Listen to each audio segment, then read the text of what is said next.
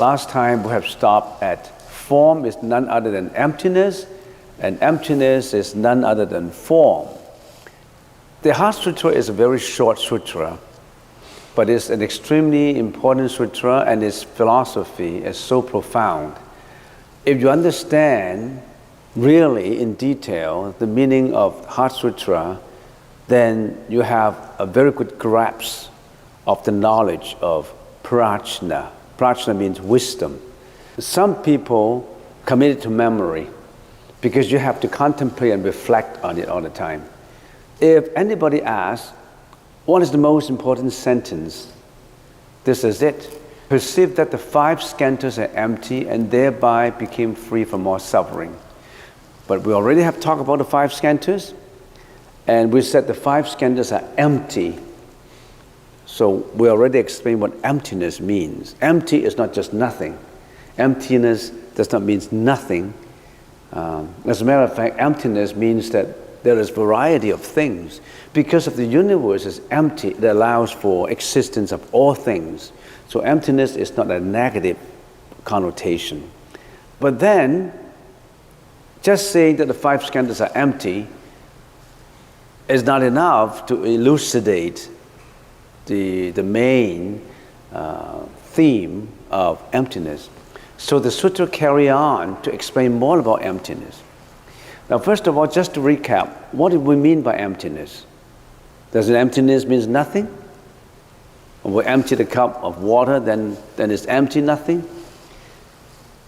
Emptiness has many characteristics to it. In the Sanskrit language, it's sunyata. It means conditional causation. Everything has causes to its effect. A lot of conditions. So there are causes, and there are, finally, in its finality, it has effects, cause and effects. And in between cause and effects, there are conditions. So everything in the universe is causality. There is no inherent existence of things. It exists because of conditions, because of causality. So don't attach to it. Don't be afraid of life and death. It's conditional causation. We'll continue to explain that. So emptiness is conditional causation. Because of emptiness, there is suffering. Because of emptiness, there are changes. Because of emptiness, everything is impermanent. So impermanent, changeability, conditional causality, suffering. These are the main characteristics of that philosophy, or whatever you want to call it, emptiness. Now, some people say, how does the concept of emptiness help me? They always say me. How does it help me? It helps you to realize conditional causality of the universe. It helps you to let go. It helps you to relieve yourself of torturing yourself in your attachment to materialistic lifestyle. It helps you in a variety of ways, as long as you can apply emptiness to it. So the sutra continue with emptiness. And now it says, form is not other than emptiness, and emptiness is not other than form. And when we say, what is form? Form is the first skandhas of the 5 skandhas, because the sutra says the 5 skandhas are empty. And then it continue later to elaborate on why the 5 skandhas. The 5 skandhas, remember, form, or some people say material. Material is not other than emptiness, and emptiness is not other than material, but we say form, which means molecules, protons, atoms, electrons, materials. So the letter 4 relates to spirituality, not to materiality. So what is the world? It's a combination of materiality and spirituality. To the little world, our body is the same. Body and mind. I am body and mind, nothing else. Body is material. Mind is the mentality. So it further elaborate on, we're saying the 5 skandhas are empty. Let's start with the first one, form. Because first one is easier to talk about. You can see form. Your senses interact to form. And there, form not just means materials, it also means sound, frequency, touch, smell. It means many, many things. So we talk about form is not other than emptiness, and emptiness is not other than form. But last time I talked more about emptiness because I said, if you understand emptiness, you will appreciate the whole sutra more and more as you go into detail. So it's worth exploring more into emptiness, into conditional causality, the concept of conditional causality. And you have to bear with me when you are trying to understand the sutra, because once you understand emptiness, the whole cocoon of threads, it's all not tangled together now, it's all analyzed. So you really should spend more time in what is emptiness, what is shunyata, how to perceive the universe with the perspective of conditional causality. We look at it from 4 angles, not just from one angle. When the whole sutra analyzes the universe, it analyzes from both ways, from the negative concept and from the positive concept, from negation and from affirmation. So there's a lot of no eye, no ear, no that, no that. There's from a negative point of view. There's always, it is like that, it is like that. It's from a positive, affirmative point of view. So when you look at the whole universe, you analyze by negation, you analyze by affirmation, you analyze conditional causality by looking from 4 perspectives. I already have explained a little bit of dhammadhatu, conditional arising, same as conditional causality. The first perspective you look at is the whole dhammadhatu is conditional cause for all phenomena. Everything being dependent on everything else, therefore one is in all and all is in one. Many people may not understand all this. What do you mean by all is in one and one is in all? I mean, my teacher always talk about that, but what does it mean? All is in one and one is in all. And usually teachers say, look at the palm of my hand. I have both the white side and the black side, but it's just one hand. Look at the coin, at the head and the tail, but it's just one coin. But that's not enough to understand it. Let's get more into detail. What is dhammadhatu, conditional causality? When I look at the piece of paper, I see cloud in it. I see a tree in it. I see rain in it. I see the sunlight in it. I see the soil in it.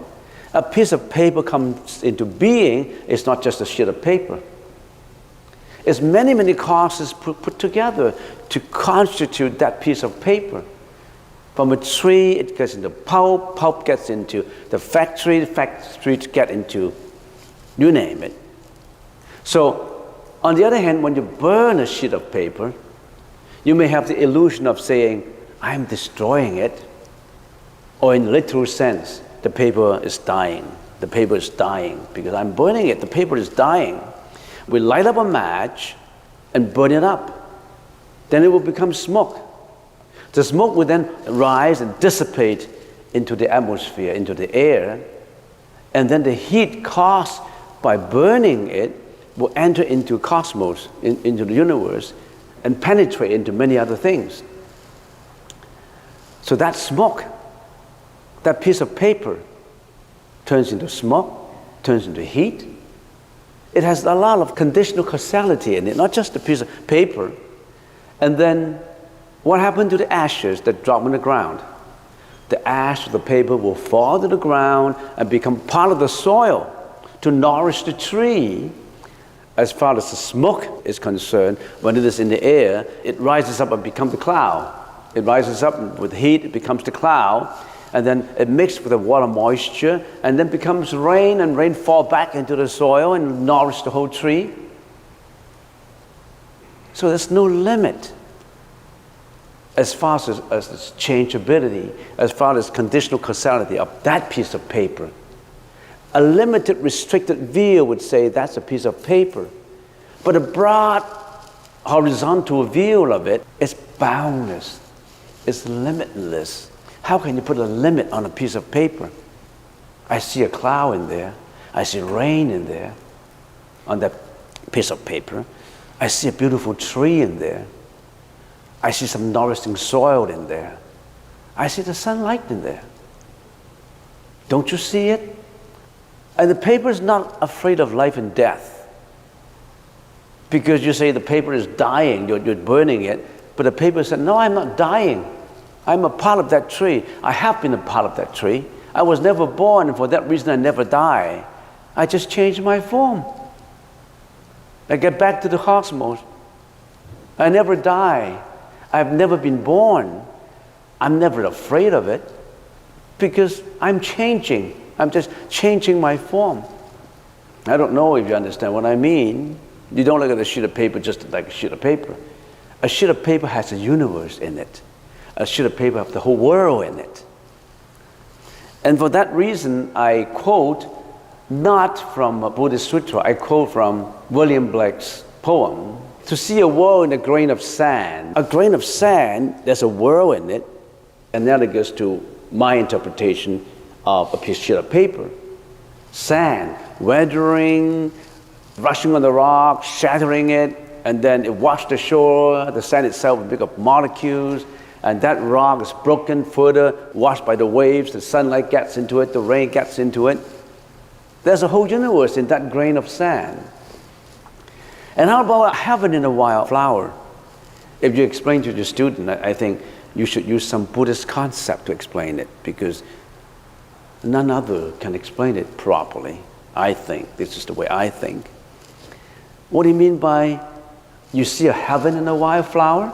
How can you see heaven in a flower? You must be crazy. Do you have an illusion? You see heaven in a flower? If you're a poet, you would see clearly that there's a heaven in a flower, not just a wildflower, in any flower. Why? Because a flower is demonstrating 6 virtues, at least 6 virtues, which we call the 6 paramitas. What's the first virtue? Generosity, giving. Generosity in the Sanskrit language, in the Buddhist language, in the Sanskrit language is dana, D-A-N-A, dana. A flower is demonstrating dana, or generosity, or giving, unconditional giving. And then it also has demonstrated discipline in the Sanskrit language is sila, and also has demonstrated tolerance or endurance in the Sanskrit language is called zanti, K-S-A-N-T-I, and is also, a flower is also demonstrating diligence or hard working. In the Sanskrit language is virya, V-I-R-Y-A. Flower is also demonstrating what? Meditation or concentration. In the Sanskrit language is dhyana. And last but not least, a flower is also demonstrating wisdom or prajna in the Sanskrit language. Why did I say that? I can't just arbitrarily put all these words on the flower and say, hey, a flower is demonstrating that. I got to explain it to you. How? First of all, let's go to the first virtues. How does a flower demonstrate generosity and giving? In the springtime, a rhododendron sprouts from a bud. Red, pink, yellow, you name them. It's giving its demeanor, it's giving its fragrance, it's giving its beauty to the whole world. Not only is it giving its demeanor to the whole world in its conduct, it's giving its pleasure to people who are viewing it.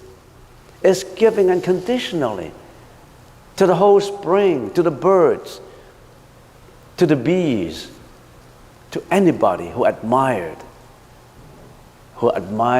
beautification, who admire frequency, who admire nature. And more than that, it's unconditional. You don't have to give any money to receive that. So isn't that giving? It's unconditional free giving to Mother Nature, to everybody in it. So when I look at the flower, I see heaven in it, because by giving and giving and giving, you may entitle yourself, you may qualify yourself after this lifetime is ended. I won't use the word death. There's no such thing.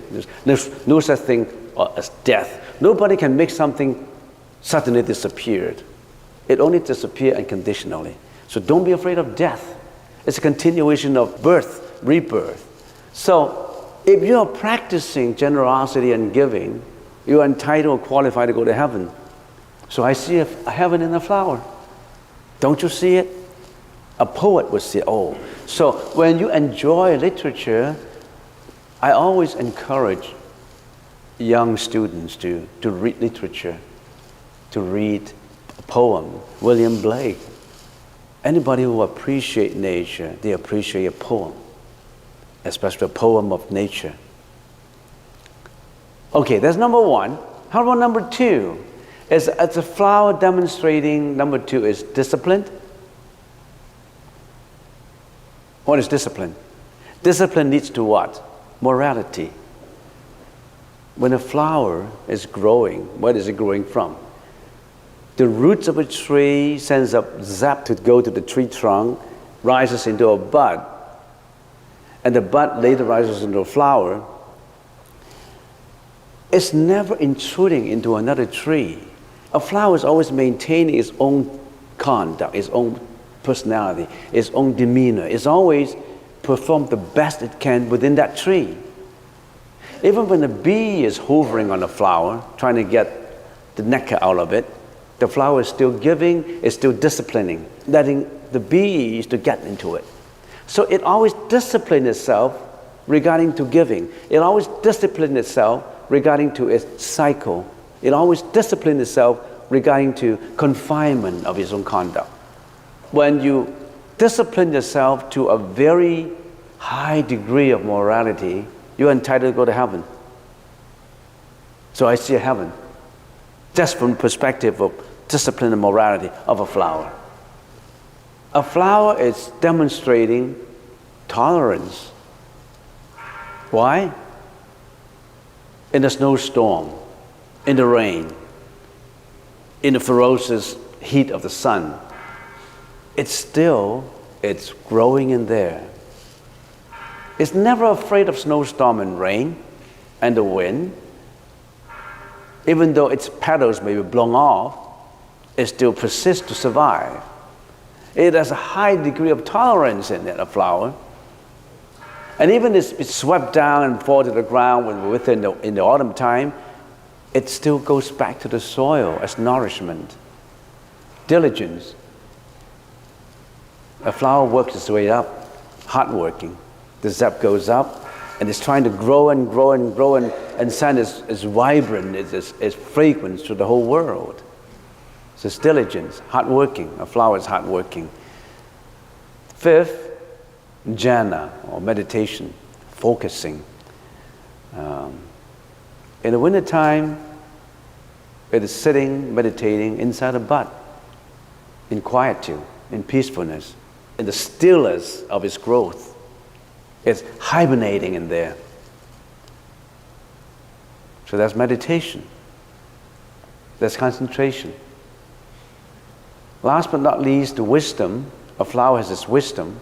It has a whole system, has a whole cycle within that tree, getting the nourishment, sending up the roots, going up the trunk, the sap goes up to every direction, absorbing from the sunlight. It has a system of its own cycle of the whole tree. Prajna. That system is never disturbed. That cycle is always going spring, autumn, winter, summer. It's always going in a cycle, that system. In spite of the weather, it always has its own cycle of wisdom working out its own growth. So when you say a heaven in the wildflower, I can see a heaven in the wildflower. Don't you see it? When I see a flower, I see the sun in it. I see the rain in it. I see the tree in it. When I see a flower, I see boundless, limitless phenomena in it. If you think in that way, you are thinking from a perspective of emptiness as a Dhammadhatu way of thinking. The flower does not die. When you're saying the flower, I'm withering off in the autumn, I'm dying. The flower is not afraid of death because he's saying, no, I'm part of the tree.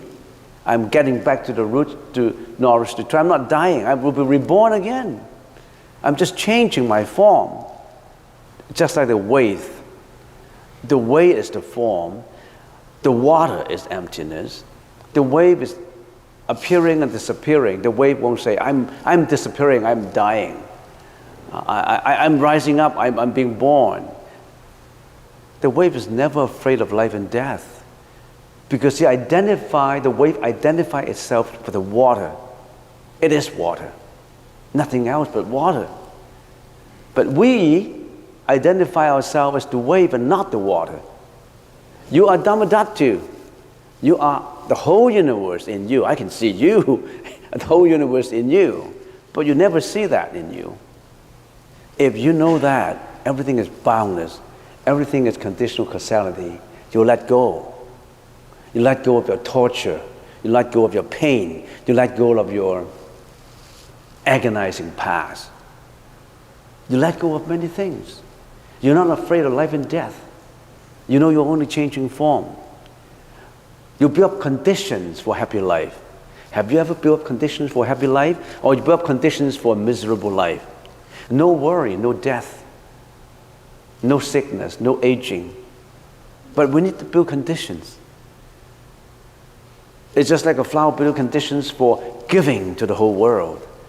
Have you been like a flower, building up all these conditions to present itself in its best demeanor, in the best fragrance, in the best color?